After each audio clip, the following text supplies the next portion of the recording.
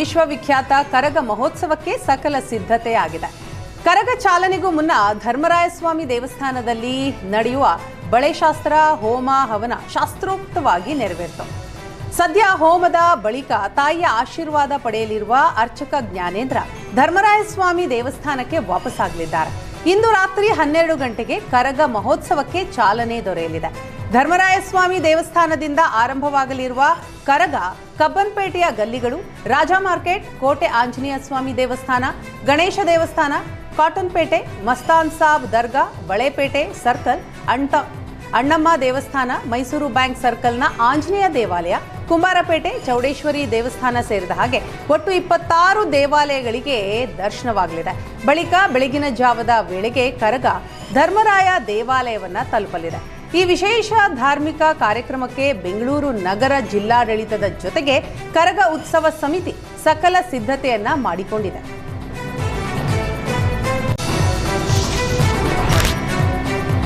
Bagalkot by election ಬ್ಯಾಟಲ್ನಲ್ಲಿ DCM DKShi full busy ಆಗಿದ್ದಾರೆ. ಇಂದು ಕಾಂಗ್ರೆಸ್ ಅಭ್ಯರ್ಥಿ ಉಮೇಶ್ ಮೇಟಿ ಪರ ಪ್ರಚಾರಕ್ಕೂ ಮುನ್ನ ಕಾಂಗ್ರೆಸ್ ನಾಯಕರ ಜೊತೆ ಸುದೀರ್ಘ ಸಭೆ ನಡೆಸಿರುವ ಡಿಕೆ ಶಿವಕುಮಾರ್ ಸುರ್ಜೇವಾಲಾ ದಿವಂಗತ ಶಾಸಕ HY ಮೇಟಿ ಅವರ ಸಾಧನೆಗಳ ಪ್ರತಿಬಿಂಬಿಸುವ ಪ್ರಗತಿಯ ಪಕ್ಷಿ ನೋಟ ಎಂಬ ಪುಸ್ತಕ ಬಿಡುಗಡೆ ಮಾಡಿದ್ದಾರೆ. ಬಾಗಲಕೋಟೆ ಜನರ ಮನ ಗೆಲ್ಲೋಕೆ ಹೊರಟಿದ್ದಾರೆ. ಈ ಬಳಿಕ ಸುದ್ದಿಗೋಷ್ಠಿ ನಡೆಸಿದ ಡಿಕೆ ಶಿವಕುಮಾರ್ ಸುರ್ಜೇವಾಲಾ ಕೇಂದ್ರ ಸರ್ಕಾರ ಏಪ್ರಿಲ್ ಫೂಲ್ ಮಾಡ್ತಾ ಇದೆ. ಏಪ್ರಿಲ್ 1ರಂದು ಇಡೀ ದೇಶದ ಜನರ ಜೇಬು ಕತ್ತರಿಸುವ ಕೆಲಸ ಮಾಡಿದೆ. ಬಿಜೆಪಿ ಕಿಸೆ ಕಳ್ಳತನದಿಂದ ಹುಷಾರಾಗಿರಿ ಅಂತ ಟಾಂಗ್ ಕೊಡುವ ಮೂಲಕ ಮತಯಾಚನೆ ನಡೆಸಿದ್ದಾರೆ.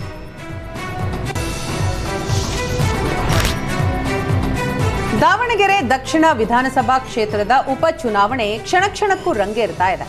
ಮುಸ್ಲಿಮರ ಬಹಿರಂಗವಾದಂತಹ ಅಸಮಾಧಾನದ ನಡುವೆ ಸಿಎಂ ಸಿದ್ದರಾಮಯ್ಯ ದಾವಣಗೆರೆಯಲ್ಲಿ ಮತಯಾಚನೆಗೆ ಇಳಿದಿದ್ದಾರೆ. ನಿನ್ನೆ ಬಾಗಲಕೋಟೆಯಲ್ಲಿ ಮತ ಬೇಟೆಯಾಡಿದ್ದ ಸಿಎಂ ಇಂದು ನಾಗನೂರು, ಶಿರಮಗೊಂಡನಹಳ್ಳಿಯಲ್ಲಿ ಭರ್ಜರಿ ರೋಡ್ ಶೋ ನಡೆಸಿ ಸಿದ್ಧಾರ್ಥ ಪರ ಮತಯಾಚನೆ ನಡೆಸಿದ್ದಾರೆ.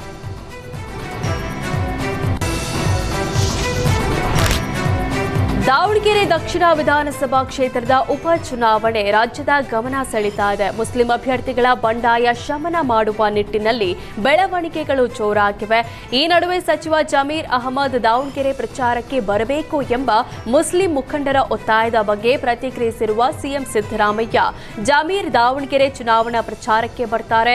ಏಪ್ರಿಲ್ 5ರಿಂದ ದಾವಣಗೆರೆಯಲ್ಲಿ ಪ್ರಚಾರ ನಡೆಸಲಿರುವ ಜಮೀರ್ ಅಹಮದ್ ಬಾಗಲಕೋಟೆಯಲ್ಲಿ ಏಪ್ರಿಲ್ 6, 7ರಂದು ಕ್ಯಾಂಪೇನ್ ಮಾಡ್ತಾರೆ ಅಂತ ತಿಳಿಸಿದ್ರು.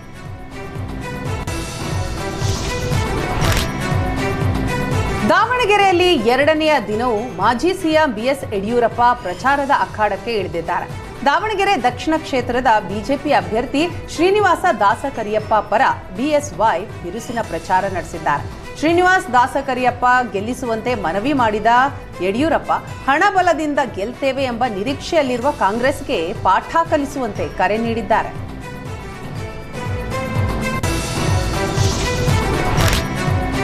ಶಾರ್ಟ್ ಸರ್ಕ್ಯೂಟ್ನಿಂದ ಸ್ಕ್ರಾಪ್ ಗೋಡೌನ್ಗೆ ಬೆಂಕಿ ತಗುಲಿರುವ ಘಟನೆ ಎಲೆಕ್ಟ್ರಾನಿಕ್ ಸಿಟಿಯಲ್ಲಿ ನಡೆದಿದೆ. ಗೋಡೌನ್ನಲ್ಲಿಟ್ಟಿದ್ದ ವೇಸ್ಟ್ ಪೇಪರ್, ಕಾಟನ್ ಬಾಕ್ಸ್ಗಳು ಹೊತ್ತಿ ಉರಿದಿದೆ. ಬೆಂಕಿಯ ದಟ್ಟಣೆಗೆ ಆಕಾಶದೆತ್ತರಕ್ಕೆ ಹೊಗೆ ಆವರಿಸಿತ್ತು. ಸ್ಥಳಕ್ಕೆ ದೌಡಾಯಿಸಿದ ಅಗ್ನಿಶಾಮಕ ಸಿಬ್ಬಂದಿ ಬೆಂಕಿ ನಂದಿಸಲು ಹರಸಾಹಸ ಪಟ್ಟರು.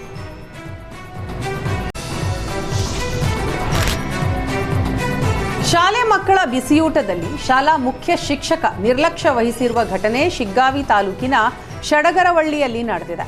ಶಾಲಾ ಮಕ್ಕಳ ಬಿಸಿಯೂಟಕ್ಕಾಗಿ ಮುಖ್ಯೋಪಾಧ್ಯಾಯ ಸುರೇಶ್ ಭಜಂತ್ರಿ ಕೊಳೆತ ತರಕಾರಿ ಖರೀದಿಸಿ ಅಡುಗೆ ಮಾಡಲು ಸೂಚಿಸಿದ ಆರೋಪ ಕೇಳಿಬಂದಿದೆ. SDMC ಅಧ್ಯಕ್ಷ ಚಂದ್ರು ಈ ಕುರಿತು ಪರಿಶೀಲನೆ ನಡೆಸಿದಂತಹ ಸಂದರ್ಭ ಹೀರೆಕಾಯಿ, ಸೌತೆಕಾಯಿ, ಟೊಮೆಟೊ ಹುಳ ಪತ್ತೆಯಾಗಿದೆ. ಮಕ್ಕಳ ಆರೋಗ್ಯದ ವಿಚಾರದಲ್ಲಿ ನಿರ್ಲಕ್ಷ್ಯ ವಹಿಸ್ತಾ ಇರೋ ಹೆಡ್ ಮಾಸ್ಟರ್ ಬಗ್ಗೆ ಮೇಲಧಿಕಾರಿಗಳಿಗೆ ದೂರು ನೀಡಿದರೂ ಕ್ರಮ ತೆಗೆದುಕೊಳ್ಳದ ಕುರಿತು ಆಕ್ರೋಶ ಹೊರಹಾಕಿದ್ದಾರೆ.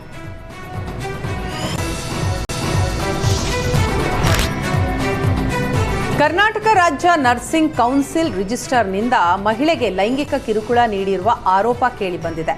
ಗಾಂಧಿನಗರದಲ್ಲಿರುವ ನರ್ಸಿಂಗ್ ಕೌನ್ಸಿಲ್ ಕಚೇರಿಯಲ್ಲಿ ಕೆಲಸ ಮಾಡುವ ಮಹಿಳೆಗೆ ಎಳೆದಾಡಿ ದೌರ್ಜನ್ಯ ಎಸಗಿರುವ ಆಸಾಮಿ ಬಲವಂತವಾಗಿ ತಬ್ಬಿಕೊಂಡು ಮುತ್ತು ಕೊಡಲು ಯತ್ನಿಸಿದ್ದಾನೆ. ಸದ್ಯ ನೊಂದಿರುವ ಸಂತ್ರಸ್ತೆ ಉಪ್ಪಾರಪೇಟೆ ಪೊಲೀಸ್ ಠಾಣೆಗೆ ದೂರು ನೀಡಿದ್ದಾಳೆ. FIR ದಾಖಲಿಸಿಕೊಂಡಿರುವ ಪೊಲೀಸರು ಆರೋಪಿ ರಿಜಿಸ್ಟರ್ ಮಲ್ಲುನ ಬಂಧಿಸಿ ವಿಚಾರಣೆಗೆ ಒಳಪಡಿಸಿರುವ ಪೊಲೀಸರು ಜಡ್ಜ್ ಮುಂದೆ ಹಾಜರುಪಡಿಸಿದ್ದಾರೆ. ಈ ವೇಳೆ ನ್ಯಾಯಾಧೀಶರು ನ್ಯಾಯಾಂಗ ಬಂಧನಕ್ಕೂ ಕೂಡ ನೀಡಿದ್ದಾರೆ.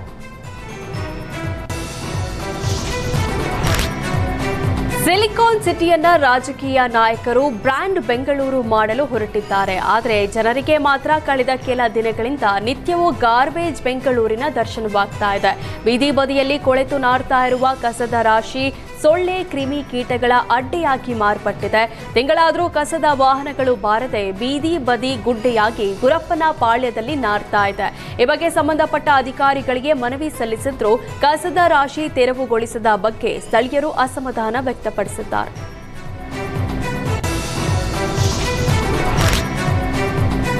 ಸಿಲಿಕಾನ್ ಸಿಟಿಯಲ್ಲಿ ಘನತ್ಯಾಜ್ಯ ನಿರ್ವಹಣೆಗೆ ಹೊಸ ನಿಯಮಗಳು ಜಾರಿಯಾಗಿವೆ. ಸುಪ್ರೀಂ ಕೋರ್ಟ್ ನಿರ್ದೇಶನದಂತೆ ದೇಶದಾದ್ಯಂತ ಏಕರೂಪ ಘನತ್ಯಾಜ್ಯ ನಿರ್ವಹಣೆ ಜಾರಿಯಾಗಿದ್ದು, ಇದರ ಅನ್ವಯ ಸರಿಯಾಗಿ ಕಸ ವಿಂಗಡಣೆ ಮಾಡದೇ ಹೋದರೆ ಬೆಂಗಳೂರಿಗರಿಗೆ ಜಿಬಿಎ ದಂಡಾಸ್ತ್ರ ಪ್ರಯೋಗ ಮಾಡಲಿದೆ.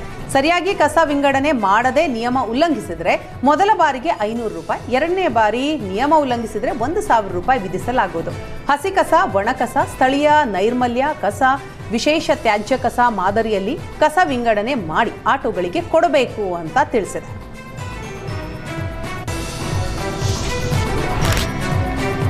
ಹತ್ತನೇ ತರಗತಿ ಕನ್ನಡ ಪರೀಕ್ಷೆಗೆ ಸಿಬಿಎಸ್ಇ ಸಪ್ಲಿಮೆಂಟರಿ ಪರೀಕ್ಷೆಯ ಮುಖ್ಯ ಪ್ರಶ್ನೆ ಪತ್ರಿಕೆಯಾಗಿ ಆಯ್ಕೆ ಮಾಡಿ ನಿರ್ಲಕ್ಷ್ಯ ವಹಿಸಿದೆ. ಮೊದಲ 10 ಅಂಕ ಬಿಟ್ಟರೆ ಉಳಿದ 80 ಅಂಕದಲ್ಲಿ ಬರೋಬ್ಬರಿ 70 ಅಂಕ ಸೇಮ್ ಟು ಸೇಮ್ ನೀಡಲಾಗಿದೆ. 2025ರ ಸಪ್ಲಿಮೆಂಟರಿ ಪ್ರಶ್ನೆ ಪತ್ರಿಕೆಯನ್ನ ಕನ್ನಡ ಮೇನ್ ಪ್ರಶ್ನೆ ಪತ್ರಿಕೆಗೆ ಹೋಲಿಸಿದಾಗ ಮಾಹಿತಿ ಬಹಿರಂಗವಾಗಿದೆ. ಈ ಪ್ರಶ್ನೆ ಪತ್ರಿಕೆ ನೋಡಿದ ಹಲವರು ಪ್ರತ್ಯೇಕ ಕನ್ನಡ ಪ್ರಶ್ನೆ ಪತ್ರಿಕೆ ತಯಾರಿಸಲು ಸಿಬಿಎಸ್ಇ ಬೋರ್ಡ್ಗೆ ಆಗಲಿಲ್ವಾ ಅಂತ ಪ್ರಶ್ನಿಸಿದ್ದಾರೆ.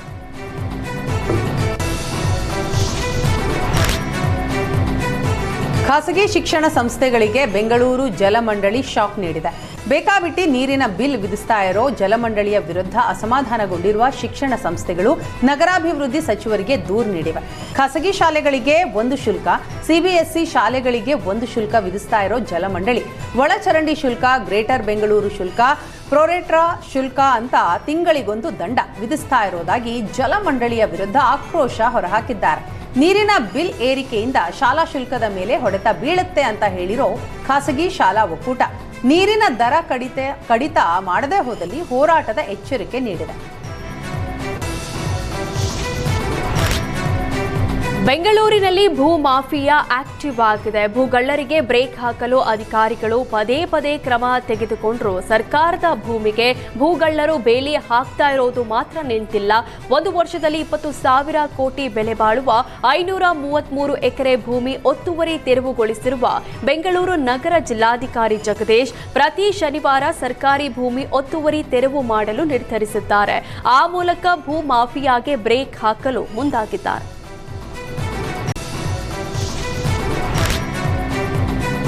ಹೊಸ ಆರ್ಥಿಕ ವರ್ಷದ ಆರಂಭದ ಬೆನ್ನಲ್ಲೇ ಸಾಮಾನ್ಯ ಜನರಿಗೆ ಬೆಲೆ ಏರಿಕೆಯ ಬಿಸಿ ತಟ್ಟಿದೆ. ಈಗಾಗಲೇ ವಿದ್ಯುತ್ ದರ ಏರಿಕೆಯಿಂದ ಕಂಗಾಲಾಗಿದ್ದ ಜನಸಾಮಾನ್ಯರಿಗೆ ನೀರಿನ ದರ ಮತ್ತು ಟೋಲ್ ಶುಲ್ಕದ ಹೊರೆಯೂ ಕೂಡಿದೆ.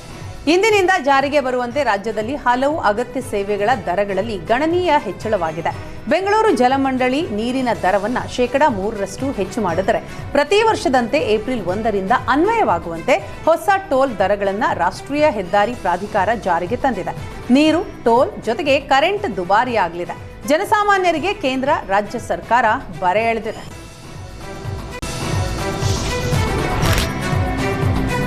ಕ್ರೈಮಿಯಾದ ಪರ್ಯಾಯ ದ್ವೀಪದ ಮೇಲೆ ಹಾರಾಟ ನಡೆಸ್ತಾ ಇದ್ದ ರಷ್ಯಾದ ಮಿಲಿಟರಿ ವಿಮಾನ ಅಪಘಾತಕ್ಕೀಡಾಗಿ 29 ಮಂದಿ ಸಾವನ್ನಪ್ಪಿದ್ದಾರೆ. 23 ಮಂದಿ ಪ್ರಯಾಣಿಕರು, 6 ಮಂದಿ ಸಿಬ್ಬಂದಿ ಹೊತ್ತೊಯ್ತಿದ್ದ ರಷ್ಯಾದ ಆಂಟೋನೋವ್ 26 ಮಿಲಿಟರಿ ವಿಮಾನ ಕಪ್ಪು ಸಮುದ್ರದ ಕ್ರೈಮಿಯಾ ದ್ವೀಪದ ಬಳಿ ತಾಂತ್ರಿಕ ದೋಷದಿಂದ ಬಂಡೆಗೆ ಅಪ್ಪಳಿಸಿ ಪತನಗೊಂಡಿದೆ. ಈ ವೇಳೆ ವಿಮಾನದಲ್ಲಿದ್ದ 29 ಮಂದಿಯೂ ಸಹ ಸಾವನ್ನಪ್ಪಿದ್ದಾರೆ. ವಾಣಿಜ್ಯ ಗ್ಯಾಸ್ ಸಿಲಿಂಡರ್ ಬೆಲೆ ಏರಿಕೆ ಮಾಡುವ ಮೂಲಕ ಕೇಂದ್ರ ಸರ್ಕಾರ ಹಣಕಾಸು ವರ್ಷದ ಮೊದಲ ದಿನವೇ ದೇಶದ ಜನತೆಗೆ ಶಾಕ್ ಕೊಟ್ಟಿದೆ. ಗೃಹ ಬಳಕೆ ಸಿಲಿಂಡರ್ ಬೆಲೆ ಹೆಚ್ಚಾದ ಬೆನ್ನಲ್ಲೇ ಸರ್ಕಾರಿ ಸ್ವಾಮ್ಯದ ತೈಲ ಕಂಪನಿಗಳು 19 ಕೆಜಿಯ ವಾಣಿಜ್ಯ ಎಲ್ಪಿಜಿ ಸಿಲಿಂಡರ್ ಬೆಲೆಯನ್ನ ರೂಪಾಯಿಗೆ ಏರಿಕೆ ಮಾಡಿದೆ. ಈ ಮೂಲಕ ಕಮರ್ಷಿಯಲ್ ಗ್ಯಾಸ್ ಸಿಲಿಂಡರ್ ಬೆಲೆ 2078 ರೂಪಾಯಿಗೆ ತಲುಪಿದೆ. ಇದಕ್ಕೂ ಮೊದಲು ಮಾರ್ಚ್ 1ರಂದು 19 ಕೆಜಿ ವಾಣಿಜ್ಯ ಎಲ್ಪಿಜಿ ಸಿಲಿಂಡರ್ ಬೆಲೆಯನ್ನ 114 ರೂಪಾಯಿಗಳಿಗೆ ಹೆಚ್ಚಿಸಲಾಗಿತ್ತು. ಸದ್ಯ ಗೃಹ ಬಳಕೆ ಸಿಲಿಂಡರ್ ಬೆಲೆ ಯಥಾಸ್ಥಿತಿಯಲ್ಲಿ ಮುಂದುವರೆದಿದೆ. ಮಧ್ಯಪ್ರಾಚ್ಯ ದೇಶಗಳ ಯುದ್ಧದ ಎಫೆಕ್ಟ್ ಉತ್ತರ ಕನ್ನಡ ಜಿಲ್ಲೆಯ ಪ್ರವಾಸೋದ್ಯಮದ ಮೇಲೆ ಕರಿನೆರಳನ್ನ ತಂದೊಡ್ಡಿದೆ. ಪ್ರವಾಸಿಗರಿಲ್ಲದೆ ಕುಮಟಾ ತಾಲೂಕಿನ ಗೋಕರ್ಣದ ಓಂ ಕಡಲ ತೀರ ಬಿಕೋ ಎನ್ನುತ್ತಿದೆ. ಪೆಟ್ರೋಲಿಯಂ ಉತ್ಪನ್ನಗಳ ಅಭಾವ ಹಾಗೂ ಬೆಲೆ ಏರಿಕೆಯ ಹಿನ್ನೆಲೆಯಲ್ಲಿ ಪ್ರವಾಸಿಗರ ಸಂಖ್ಯೆಯಲ್ಲೂ ಗಣನೀಯವಾಗಿ ಇಳಿಕೆಯಾಗಿದೆ. ಎಲ್ಪಿಜಿ ಗ್ಯಾಸ್ ಸಿಗದೆ ಕಡಲ ತೀರಗಳಲ್ಲಿ ಅನೇಕ ರೆಸ್ಟೋರೆಂಟ್ಗಳು ಬಂದ್ ಆಗಿವೆ. ಬೇಕಾಬಿಟ್ಟಿ ದರ ಏರಿಕೆ ಖಂಡಿಸಿ ಆಟೋ ಚಾಲಕರು ಪ್ರತಿಭಟನೆ ನಡೆಸಿದ ಘಟನೆ ಹಾವೇರಿಯ ರಾಣೆಬೆನ್ನೂರಲ್ಲಿ ನಡೆದಿದೆ. ಯುದ್ಧದ ಪರಿಸ್ಥಿತಿಯನ್ನೇ ನೆಪ ಮಾಡಿಕೊಂಡು ಬಂಕ್ಗಳು ಬೇಕಾಬಿಟ್ಟಿ ದರ ಏರಿಕೆ ಮಾಡುತ್ತಿದ್ದಾರೆ. ಮೊದಲು 55 ರೂಪಾಯಿ ಇದ್ದ ಆಟೋ ಎಲ್ಪಿಜಿ 100 ರೂಪಾಯಿ ಮಾಡಲಾಗಿದೆ ಅಂತ ಆಕ್ರೋಶ ವ್ಯಕ್ತಪಡಿಸಿದ್ದಾರೆ.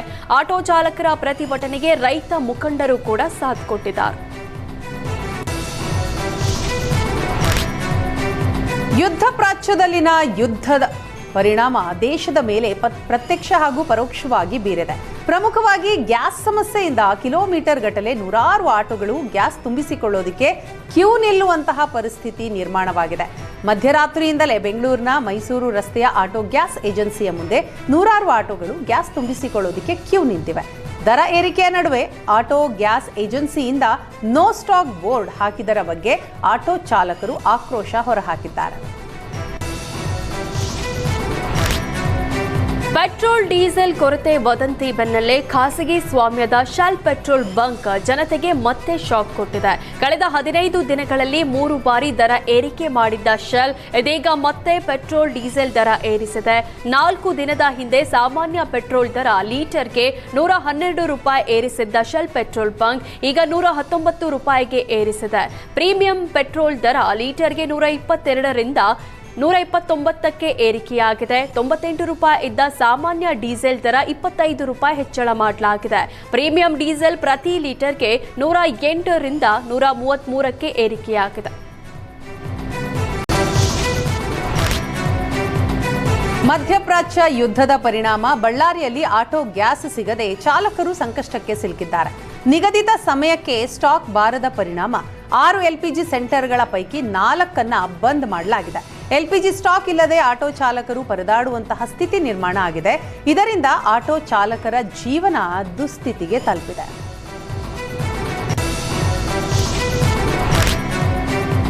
ಬೆಂಗಳೂರಲ್ಲಿ ಮಾತ್ರವಲ್ಲ, ಕೋಟೆನಾಡು ಚಿತ್ರದುರ್ಗದಲ್ಲೂ ಆಟೋ ಎಲ್ಪಿಜಿ ಕೊರತೆ ತೀವ್ರಗೊಂಡಿದೆ. ಎಲ್ಪಿಜಿ ಸಿಗದೆ ಚಾಲಕರು ಸಂಕಷ್ಟಕ್ಕೆ ಸಿಲುಕಿದ್ದಾರೆ.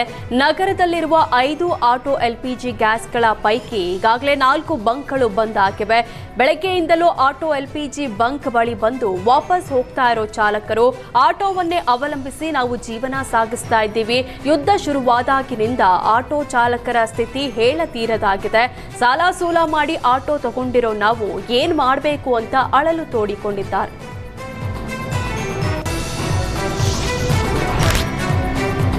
ಹಣಕಾಸು ವರ್ಷದ ಮೊದಲ ದಿನವೇ ಬೆಂಗಳೂರು ಮೈಸೂರು ಎಕ್ಸ್‌ಪ್ರೆಸ್ ವೇನಲ್ಲಿ ಟೋಲ್ ದರ ಏರಿಕೆಯಾಗಿದ್ದು ವಾಹನ ಸವಾರರಿಗೆ ಭಾರೀ ಹೊಡೆತ ಬಿದ್ದಿದೆ.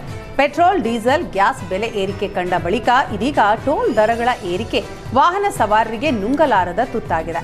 ಬೆಂಗಳೂರು ಮೈಸೂರು ಎಕ್ಸ್‌ಪ್ರೆಸ್ ವೇನಲ್ಲಿ ಮಂಡ್ಯ ಜಿಲ್ಲೆಯ ಶ್ರೀರಂಗಪಟ್ಟಣ ತಾಲೂಕಿನ ಗಣಂಗೂರು ಬಳಿ ಹಾಗೂ ರಾಮನಗರದ ಗಣಮಿಣಕಿ ಬಳಿ ಸೇರಿ 2 ಟೋಲ್ ಪ್ಲಾಜಾಗಳಿದ್ದು ಈ 2 ಟೋಲ್ಗಳಲ್ಲೂ ದರವನ್ನು ಒಂದೇ ಮಾದರಿಯಲ್ಲಿ ಏರಿಕೆ ಮಾಡಲಾಗಿದೆ. ಪ್ರತಿ ಟೋಲ್ನಲ್ಲಿ 5 ರೂಪಾಯಿಯಿಂದ 25 ರೂಪಾಯಿವರೆಗೆ ಏರಿಕೆ ಮಾಡಲಾದರೆ 118 ಕಿಲೋಮೀಟರ್ ಇರುವ ಬೆಂಗಳೂರು ಮೈಸೂರು ಎಕ್ಸ್‌ಪ್ರೆಸ್ ವೇನಲ್ಲಿ ಕಾರಿನಲ್ಲಿ ಪ್ರಯಾಣ ಮಾಡಿದರೆ ಪ್ರತಿ ಟೋಲ್ನಲ್ಲಿ 5 ರೂಪಾಯಿಯಂತೆ 2 ಟೋಲ್ಗಳಿಂದ 10 ರೂಪಾಯಿ ಏರಿಕೆ ಮಾಡಲಾಗಿದೆ. ಮೊದಲು ಮೈಸೂರಿನಿಂದ ಬೆಂಗಳೂರಿಗೆ ಪ್ರಯಾಣ ಮಾಡಿದರೆ 345 ರೂಪಾಯಿ ಟೋಲ್ ಕಟ್ಟಬೇಕಾಗಿತ್ತು. ಇವತ್ತಿನಿಂದ 355 ರೂಪಾಯಿ ಟೋಲ್ ಕಟ್ಟಬೇಕಾಗತ್ತೆ. ಇದರಿಂದ ವಾಹನ ಸವಾರರಿಗೆ ಹೊರೆ ಬಿದ್ದಂತೆ ಆಗಿದೆ. ಮನಸೋ ಇಚ್ಛೆ ಪೆಟ್ರೋಲ್ ಡೀಸೆಲ್ ದರ ಏರಿಕೆ ಮಾಡ್ತಾ ಇದ್ದ ಶೆಲ್ ಪೆಟ್ರೋಲ್ ಬಂಕ್ ಬಂದ್ ಆಗಿದೆ. ಏಷ್ಯಾನೆಟ್ ಸುವರ್ಣ ನ್ಯೂಸ್ ವರದಿ ಬೆನ್ನಲ್ಲೇ ಬಂಕ್ ಸಿಬ್ಬಂದಿ ಪೆಟ್ರೋಲ್ ಬಂಕ್ ಕ್ಲೋಸ್ ಮಾಡಿದ್ದಾರೆ. ಇದರಿಂದ ವಾಹನ ಸವಾರರು ಬಂಕ್ ಬಳಿ ಬಂದು ವಾಪಸ್ ಆಗುವಂತಾಗಿದೆ.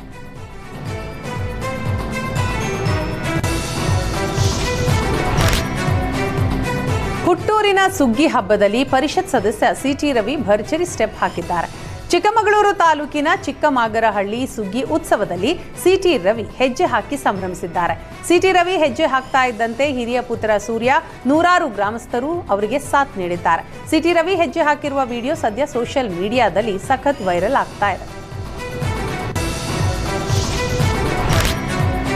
ಅನ್ಯ ಕೋಮಿನ ಬಾಲಕರಿಂದ ಕೊಲೆಯಾಗಿದ್ದ ಸಂಕೇತ್ ಸಮಾಧಿಯನ್ನ ದುಷ್ಟರು ಧ್ವಂಸಗೊಳಿಸಿದ್ದಾರೆ. ಶಿವಮೊಗ್ಗದ ಊರಗಡೂರಿನ ಗುಡ್ಡೆ ಮರಡಿ ದೇವಸ್ಥಾನದ ಬಳಿಯ ಹಿಂದೂ ರುದ್ರಭೂಮಿಯಲ್ಲಿ ಸಂಕೇತ್ ಅಂತ್ಯಕ್ರಿಯೆ ಮಾಡಲಾಗಿತ್ತು. ಪೋಷಕರು ಮಗ ಸಂಕೇತ್ ಫೋಟೋ ಹಾಕಿ ಚಿಕ್ಕದಾದ ಸಮಾಧಿ ನಿರ್ಮಿಸಿದ್ರು. ಪ್ರತಿ ಬುಧವಾರಕ್ಕೊಮ್ಮೆ ಸ್ಮಶಾನಕ್ಕೆ ತೆರಳಿ ಸಂಕೇತ್ ಸಮಾಧಿಗೆ ಪೂಜೆ ಸಲ್ಲಿಸಿ ಬರ್ತಾ ಇದ್ರು. ಆದರೆ ದುಷ್ಕರ್ಮಿಗಳು ಸಮಾಧಿ ಧ್ವಂಸಗೊಳಿಸಿ ವಿಕೃತಿ ಮೆರೆದಿದ್ದಾರೆ. ಸಮಾಧಿ ಧ್ವಂಸಗೊಳಿಸಿದ ಸುದ್ದಿ ಕೇಳಿ ಸಂಕೇತ್ ಕುಟುಂಬ ಆಘಾತಕ್ಕೊಳಗಾಗಿದೆ. ಸಮಾಧಿ ಧ್ವಂಸ ಸಂಬಂಧ ಸಂಕೇತ್ ತಂದೆ ಕುಮಾರ್ ಸ್ಥಳೀಯ ಪೊಲೀಸ್ ಠಾಣೆಗೆ ದೂರು ಕೊಟ್ಟಿದ್ದಾರೆ.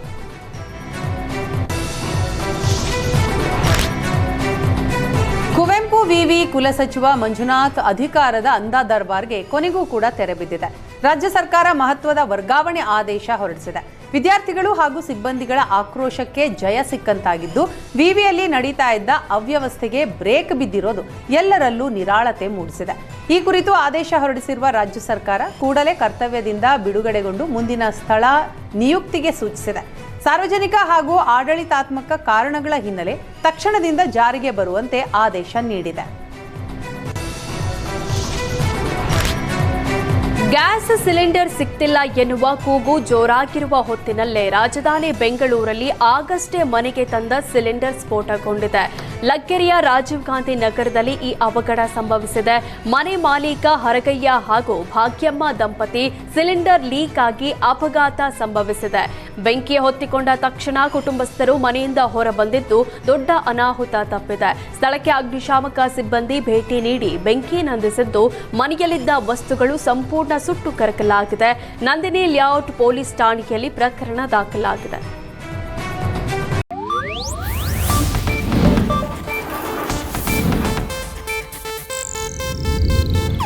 ಇದು ಏಷ್ಯಾನೆಟ್ ನ್ಯೂಸ್ ನೆಟ್ವರ್ಕ್ ಪ್ರಸ್ತುತಿ.